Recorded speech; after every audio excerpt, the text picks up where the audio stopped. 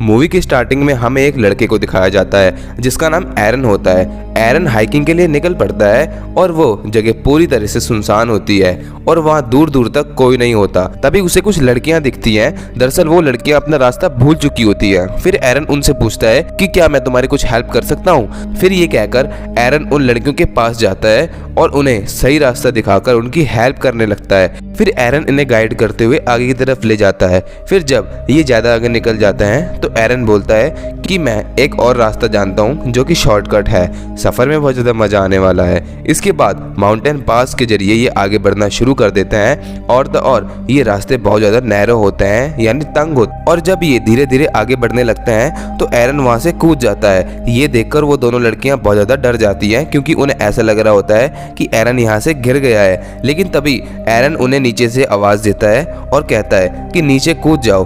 दरअसल वहां पर बहुत ज्यादा पानी होता है और वो जगह एक पूल होती है और तभी वो दोनों भी उसके अंदर कूद जाते हैं। उन्हें ऐसा करने में बहुत ज्यादा मजा आता है और वो लोग वहाँ बहुत ज्यादा एंजॉय करते हैं और एंजॉय करते हुए अपने आगे के सफर के लिए बढ़ने लगते हैं। बाद में वो वहाँ से बाहर निकल जाते हैं और एरन को आगे हाइकिंग के लिए जाना होता है और उन लड़कियों को अपने घर, इसलिए वो यहाँ से अलग अलग होने से पहले एक सेल्फी लेता है। इसके बाद एरन कहता है कि अब हम कब मिल सकते हैं। तो उनमें से एक लड़की कहती है कि हम कल एक पार्टी रख रहे हैं जिसमें तुम आ सकते हो। इसके बाद एरन उन दोनों को अलविदा कहकर वहां से निकल पड़ता है। फिर एरन उस माउंटेन पास के थ्रू वो आगे बढ़ने लगता है और वो इस सफर को एंजॉय करने लगता है। लेकिन वहां के रास्ते बहुत ज्यादा तंग होते हैं, बहुत ज्यादा खतरनाक होते हैं। और जब एरन एक तंग माउंटेन से नीचे उतरता है तो उसे एक पत्थर दिखता है और जब वो उस पत्थर का सहारा लेता है तो तभी वो पत्थर खिसक जाता है जिसकी वजह से एरन नीचे गिरने लगता है। और जिस पत्थर का वो सहारा लेता है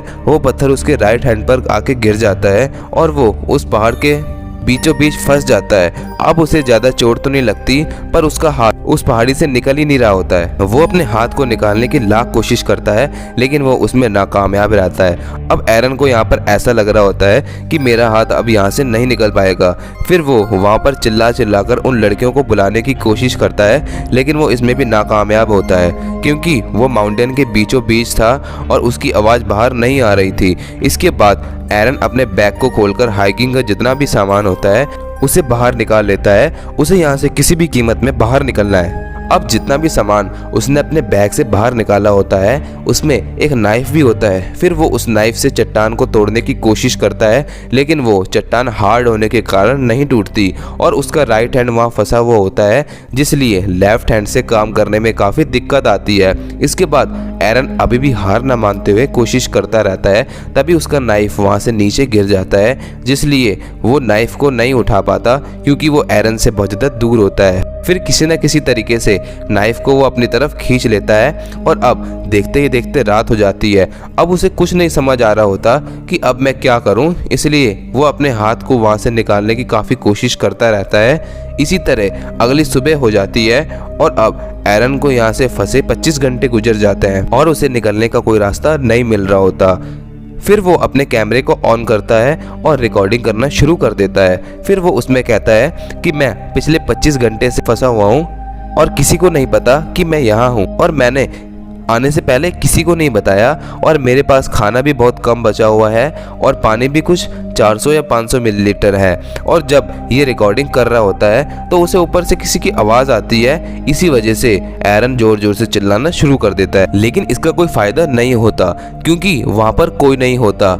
इसी के साथ वहाँ रात हो जाती है और उसे भूख लगने लगती है। फिर उसके पास जो भी सामान बचा हुआ होता है वो उसे खा लेता है। फिर तभी उसे ये याद आता है कि आज रात के लिए तो मुझे उन लड़कियों ने पार्टी के लिए इनवाइट किया था। फिर एरन उस पार्टी को इमेजिन करने लगता है, अपने आप में एंजॉय करने लगता है और वो पल याद करता है जब वो हाइकिंग के लिए सैटरडे को तैयारी कर रहा था और जहां उसके पास उसके मदर का कॉल आ रहा होता है लेकिन वो उस कॉल को पिकअप नहीं कर रहा होता क्योंकि एरन के माता पिता को नहीं पता कि वो कहां पर है और अब यहाँ पर किसी को नहीं पता कि एरन कहाँ गया।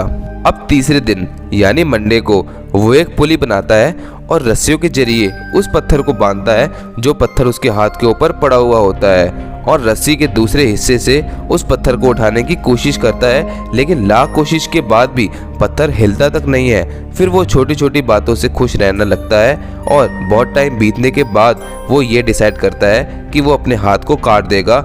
फिर इसी के साथ वो अपने हाथ के ऊपरी हिस्से को अच्छे से बांध लेता है।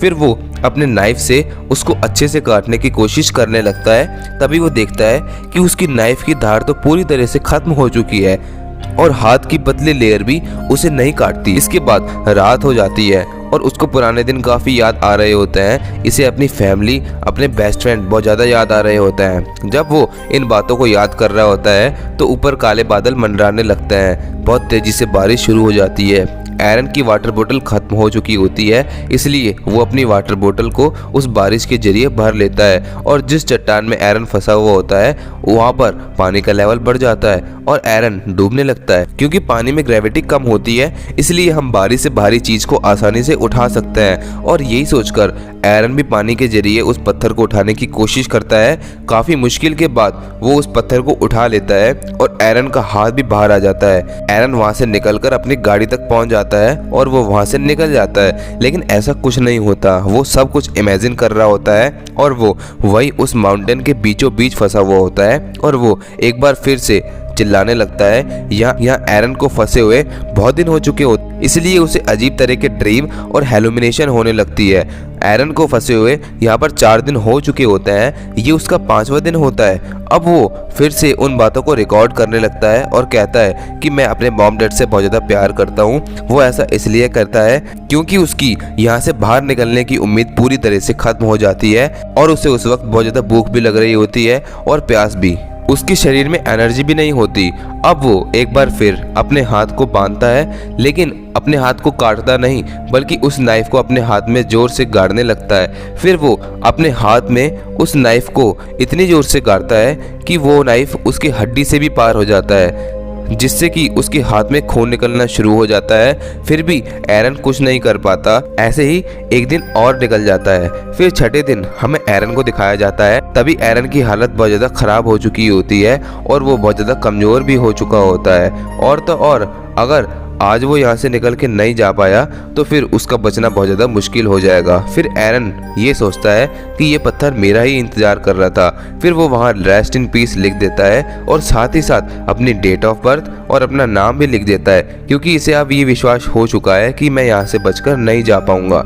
नेक्स्ट डे जब उसे होश आता है तो उसे विज़न दिखाई देने लगता है और उस विज़न में उसे एक छोटा बच्चा दिखाई देने लगता है जो कि एरन का फ्यूचर सन होता है। तब एरन देखता है कि वो अपने बच्चे के साथ खेल रहा होता है, जिसे सोचकर वो बहुत ज़्यादा इमोशनल हो जाता है। इसमें एक अलग ही पावर आ जाती है और वो अपने हाथ को अपोजिट साइड खींचने लगता है, जिसमें कि वो अपने हाथ की हड्डी को भी तोड़ देता है। और तो और उसके पास जो चाकू होता है उस पे भी उसने धार बना ली होती है। फिर धीरे धीरे वो अपने हाथ को काटने लगता है और फिर वो अपने हाथ को काटकर शरीर से अलग कर लेता है। फिर वो अपने उस हाथ की वीडियो रिकॉर्ड करता है जो हाथ उसका उस पत्थर के नीचे फंसा हुआ होता है। और अब एरन आखिरकार माउंटेन से आज़ाद होकर बाहर आ जाता है और जब वो बाहर निकलकर देखता है तो वहाँ पर बारिश का पानी पड़ा हुआ होता है। फिर एरन वहाँ जाकर बहुत सारा पानी पीने लगता है, क्योंकि बहुत दिन बाद वो इतना पानी देख रहा था और जी भर के पानी पीने लगता है। फिर आगे बढ़ने लगता है। उसे वही बर्ड नजर आती है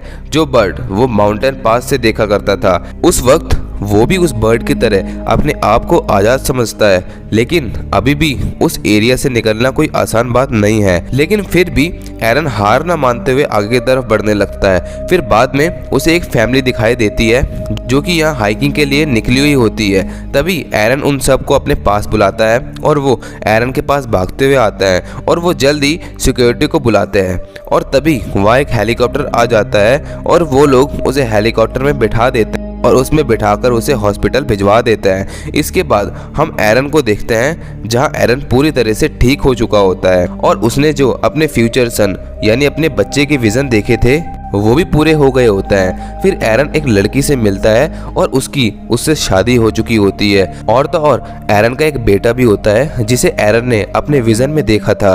और इसके बाद भी एरन अपने पैशन को नहीं छोड़ता और इसके बाद भी वो हाइकिंग पर जाता है, लेकिन जहाँ पर भी जाता है वो अपनी अपडेट्स अपने घर वालों को देकर जाता है। और ये कहानी सच्ची घटना पर आधारित है। ये सच है कि एरन उस माउंटेन पास में 6 दिन तक फंसा रहा और जिसके हाथ के ऊपर वो पत्थर रखा हुआ था। इस पत्थर का वेट 360 kg होता है। और सबसे बड़ी बात ये कि उसने हार नहीं मानी। इसी के साथ इस मूवी का एंड हो जाता है। ये मूवी 2010 में रिलीज हुई थी। उम्मीद करता हूँ कि आपको ये वीडियो पसंद आई होगी।